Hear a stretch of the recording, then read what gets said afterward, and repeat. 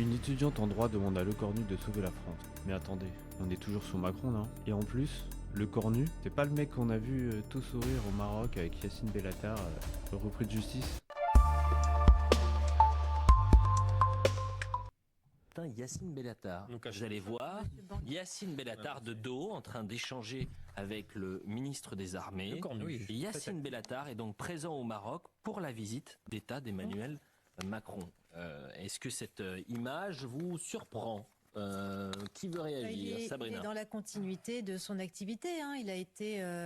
Donc c'est un peu du foutage de gueule. Mais pour revenir dans le contexte, on va parler de BFM TV. Silina, étudiante en droit, lance un appel dramatique. Sébastien Lecornu va sauver la France. Derrière l'émotion, une réalité. Lecornu, c'est l'ancien ministre des Armées, fidèle de Macron, propulsé à Matignon. Pas un sauveur, juste le fusible d'un système. À mon avis, la guerre en Ukraine, ça va peut-être faire un... Moi, je le sens pas trop, personnellement. C'est tellement absurde que là, ce dont on a besoin, c'est un Deus ex machina, un sauveur qui va venir régler tous les problèmes de la France. Et ces problèmes-là, ils sont réglables uniquement par l'entente.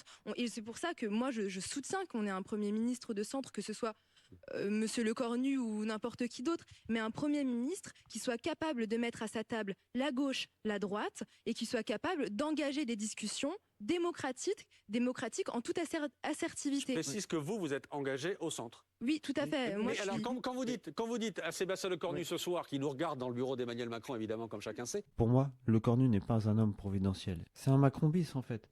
Tu changes la vitrine, mais derrière, c'est toujours la même boutique. C'est toujours les mêmes. Son passé militaire, c'est l'ancien ministre des Armées, c'est lui qui a boosté l'armement qui a été livré en Ukraine. Parler d'économie de guerre, certains l'accusaient de pousser la France vers l'escalade. Et c'est lui qu'on appelle à sauver la France. Ce soir, quand vous dites « allez-y, sauver la France », Kevin dit « mais… » Du coup, tu demandes à Lecornu de sauver la France, alors que c'est eux qui nous ont mis dans cette pagaille. Oui, mais en fait, mais ce sont... Le gars, il a totalement raison, vous trouvez pas? On demande à ceux qui nous ont mis dans la merde de venir nous en sortir. C'est complètement absurde. C'est incroyable. Ce sont les élus qui doivent... Oui, mais c'est leur demander à sauver la France, ça va être la même politique. Et si l'Assemblée est dans cet état-là, parce que le peuple a voté, c'est le fruit de cette politique. Donc on ne peut pas demander aujourd'hui à Lecornu sauver la France. Mais on sait ce qu'il va faire. Donc là, l'étudiante en droit espère encore. Mais vous trouvez pas qu'elle se trompe? Lecornu n'est pas là pour sauver la France, il est là pour sauver Macron. Enfin, je sais pas, ça me paraît tellement logique. Pour conclure cette petite actu, Lecornu à Matignon, pour moi, c'est pas un sauveur. C'est juste le fusible de Macron. Il va être là pour essayer de le sauver, alors pour moi, il va vite descendre comme Bayrou, le mec qui sourit avec Bellatar et qui rêvait d'économie de guerre. Et franchement, les gars, demander à ces gens-là de sauver la France, c'est comme confier ta maison à un pyromane. Dites-moi ce que vous en pensez en commentaire. N'hésitez pas à liker, à partager, à vous abonner.